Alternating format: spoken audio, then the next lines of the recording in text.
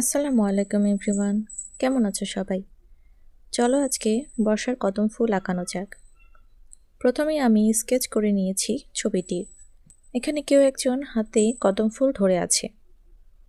তো প্রথমেই আমি কদম ফুল আঁকানোর জন্য ব্যাকগ্রাউন্ডটা করে নিয়েছি। ব্যাকগ্রাউন্ড করতে প্রথমে আমি স্যাপ গ্রিন কালারের সাথে একটু ব্ল্যাক কালার মিক্স করে পেইন্ট করে নিয়েছি। এরপর মনস্ট্রাল গ্রিন কালার করে নেব যাতে সেগুলো ঘাসের মতো মনে হয়। এরপর আমি হাতটা করে নিয়েছি। হাত করার জন্য প্রথমে আমি ফেভিক্রিল প্যাস্টেল অ্যাক্রিলিক কালারের পেল পিঙ্ক শেডটা ইউজ করেছি। এরপর বার্ন্ট সিয়েনা কালার ইউজ করেছি হাতের শ্যাডো বোঝাতে। এরপর সর্বশেষ আমি আরেকটু ডার্ক শেডের জন্য বার্ন্ট আম্বার কালারটা ইউজ করেছি। এরপর কদম ফুল করার জন্য আমি প্রথমেই যে কালারটা ইউজ করেছি সেটা হলো মিডিয়াম ইয়েলো কালার, আর এরপর ইউজ করেছি orange colour.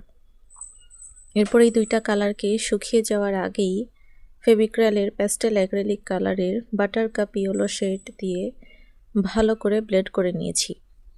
And trust me, এই পার্টটা করার সময় অনেক বেশি জোস লেগেছে। এরপর কদম ফুলের পাতা করার জন্য প্রথমেই মনস্ট্রাল গ্রিন কালারটা ইউজ করেছি। এরপর ফেভিক্রিলের প্যাস্টেল অ্যাক্রিলিক কালারের মিন্ট গ্রিন শেড ইউজ করেছি পাতার রেখাগুলো বোঝানোর জন্য। এরপর স্যাপ গ্রিন কালার আর ব্ল্যাক কালারের মিশ্রণ দিয়ে পাতার শেডের কাজ করেছি।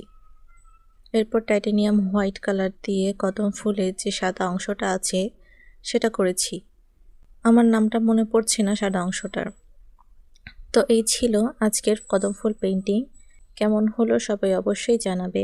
আল্লাহ হাফেজ।